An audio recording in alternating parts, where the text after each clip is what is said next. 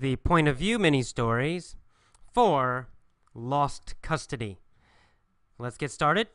First one with the phrase 20 years ago. 20 years ago, there was a student named Yuriko. She was unfit to be a student. Every day she came to school late. Then she belittled the other students. When another student made a mistake, Yuriko yelled, "Are you stupid? Do you have a mental disability? What's wrong with you, you idiot?" One day, another student named Jinhua complained to AJ, the teacher. She said, "I'm frightened by Yuriko. I'm going to quit this class." The teacher said, "Stick it out, Jinhua. Don't worry. I will get rid of Yuriko. Then we will all be better off." The next day, AJ, the teacher, brought a gun to class. He pointed the gun at Yuriko and threatened her. He said, "Yuriko, if you come to my class again, I will kill you, and then I will take custody of your son and beat him every day. So leave now." Yuriko was frightened by AJ's threat. She started to cry, then she ran out of the class. The other students cheered. "Yay! Yuriko's gone!" Okay, the next version begins with since January. Since January, there has been a new student in AJ's class. Her name is Yuriko. Yuriko is unfit to be a student. Every day she has come to school late. Then she has belittled the other students. When another student has made a mistake, Yuriko has always yelled, "Are you stupid? Do you have a mental disability? What's wrong with you, you idiot?" Well, one day, another student named Jinhua complained to AJ, the teacher. She said, "I'm frightened by Yuriko. I'm going to quit this class." The teacher said, "Stick it out, Jinhua. Don't worry. I'll get rid of Yuriko. Then we'll all be better off." The next day, AJ brought a gun to school. He pointed the gun at Yuriko and threatened her. He said, "Yuriko, if you come to my class again, I will kill you, and then I'll take custody of your son and beat him every day. So leave now." Yuriko was frightened by AJ's threat. She started crying, and then she ran out of the class. The other students cheered, "Yay!" Okay, you'll notice that when in the beginning there, I used the she has come to school, she has belittled the other students, because those are things she did every day, starting in January up until now. But I said Yuriko is unfit to be a student. I said that because that's a general statement about her that's always true, past, present, and probably in the future too. So I used the present tense in that one. And then I switched to the past. I said one day, another student named Jinhua, and now we're describing one thing that happened. It already happened. It's totally finished. So that's when I switched to simple past again. Don't worry. Don't think about the verb tenses. Don't think about the names, present, perfect, blah, blah, blah. Don't worry about that. Just listen for when I change. Try to get a feeling for when I'm changing. Okay, so listen carefully. That's your only job. Do not try to memorize the rules. Do not try to remember all those grammar rules. Just try to get a feeling for when I change the verb tenses. And maybe why do I do it? That's all. That's all you need to do.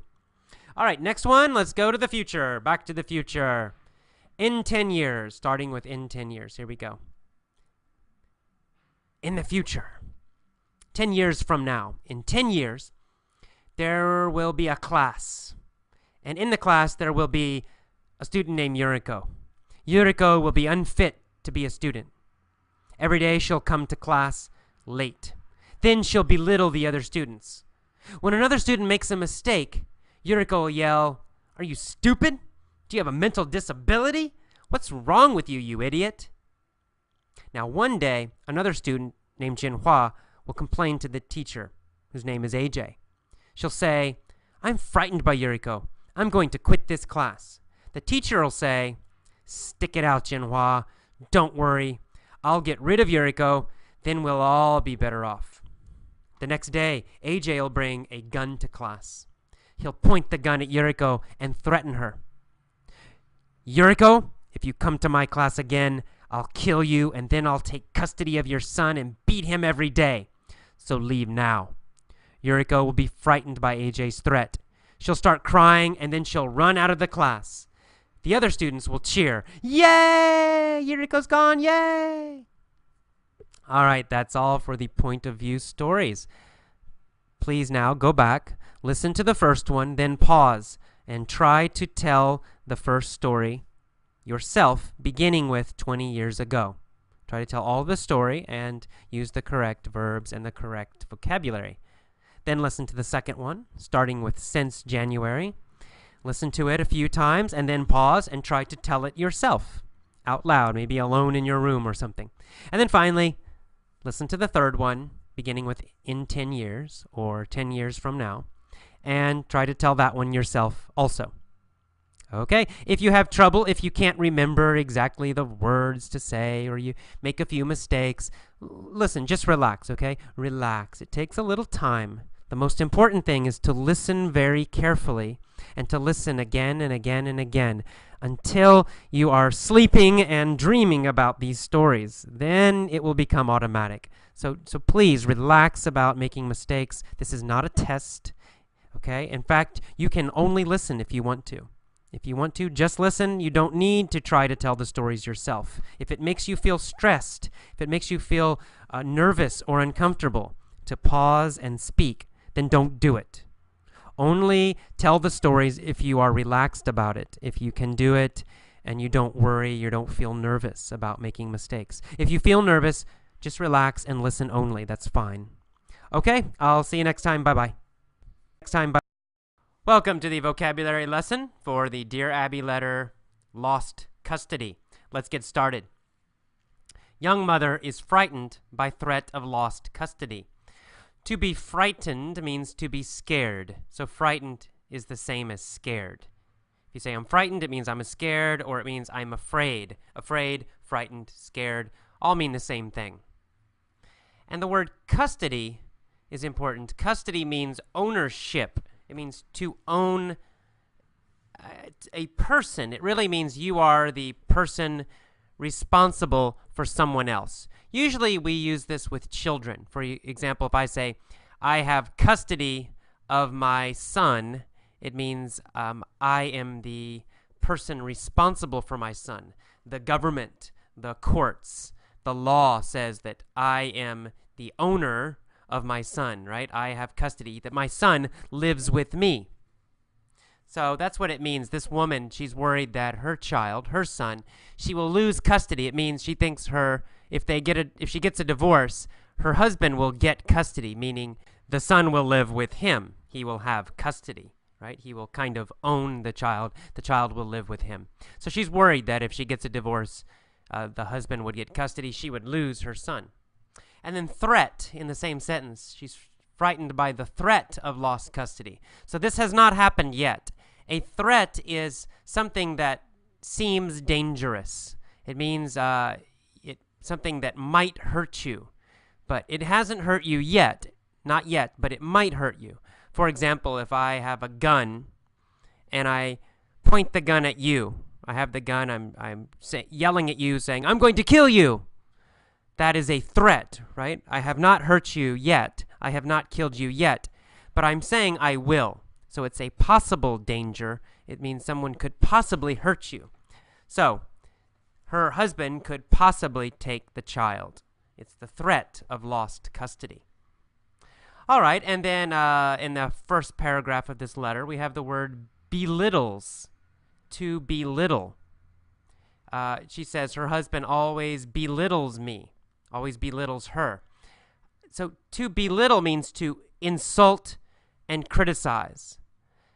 But in a really bad way. You try to make someone feel small. That's where the word comes from, belittle.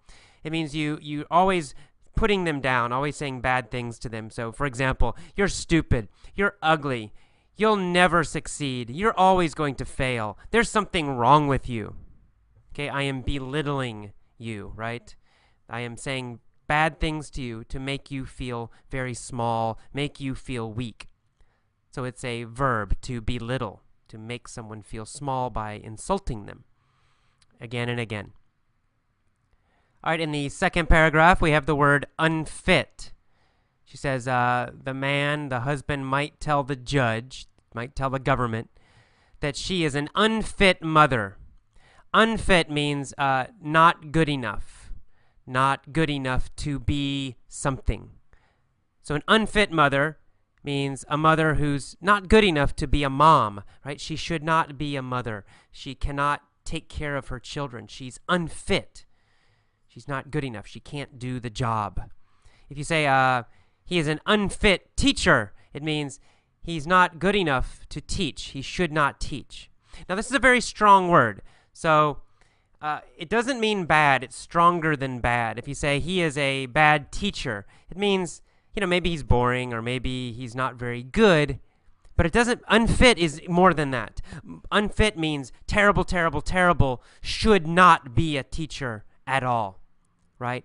Does not have the skills. Maybe he never went to college. Maybe he doesn't know the subject at all. That's why we would say he is unfit. So an unfit mother, it's not just a bad mother, it's a mother who cannot take care of her child at all. All right, and then in the next paragraph, we have the phrase, to be better off. She says, I know my son won't be better off with my husband. Won't be better off. To be better off to me means to have a better situation or to have a better life, right? It can also have the idea of to have an improved life. Improved. So she's saying she doesn't think her son would have a better life with her husband. She thinks he would not be better off with the husband, not have a better life. In that same paragraph, we see the phrase, on disability. On disability. Now, disability means exactly what it says. Ability means you can do something, right? Some skill or something you can do. Disability means something you cannot do. Usually we use this word for something physical. For example, if I'm in a wheelchair, it means I cannot walk, right? I don't have the ability to walk. I have a disability. I can't walk. I have a disability. Or if I'm blind, I can't see, then I say I have a disability. But this phrase, to be on disability, is a little different. Now she's talking about a government program. Disability. The American government pays money to people who have problems, physical problems. Maybe they can't work. So the government will give them money every month. And that program, the government program, is called disability. That's the kind of casual name for it. So to be on disability means you get a check from the government because you have some kind of problem. Now, it might be a big problem, very serious, or it might actually be something fairly small. We don't know. In this letter, we don't know if it's serious or not. But anyway, she's getting a check from the government because of some physical problem or illness or something like that. And then finally, in the last little paragraph, she asks Abby, should I stick it out with my husband? Should I stick it out? To stick it out means to stay. It means to continue doing something. For example, I'm going to stick it out at my job. That means I'm going to continue working my job.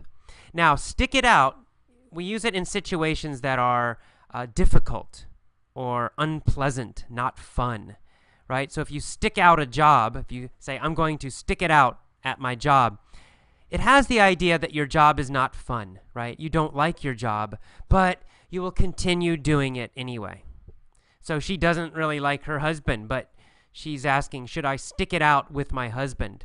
Meaning, okay, she doesn't enjoy her husband, she doesn't like him, but maybe she should keep trying anyway. Maybe she should stay with him and continue with him anyway. So stick it out, to continue with a situation that is not easy or that is unpleasant. And finally, she signs this, trapped in New Hampshire. New Hampshire is a state. It's a part of the United States in the northeast part of the country. To be trapped means you can't leave, right? It means you're stuck. You are, for example, if I say, I'm trapped in my room, it means my door is locked and I cannot get out. I cannot leave my room. I'm trapped in the room. So to be trapped in a job means you're in the job, but you can't leave the job. Maybe you can't find a new one. But you need money, so you can't leave the job. You're trapped in the job. She feels trapped in her marriage. She doesn't like her husband. He's not a good guy, but she feels she can't leave because she's afraid to lose her son. So she feels like she can't leave the marriage. So that's why she signs it, trapped in New Hampshire. All right, that is all of the vocabulary for this little Dear Abby letter. Move on to the mini story next.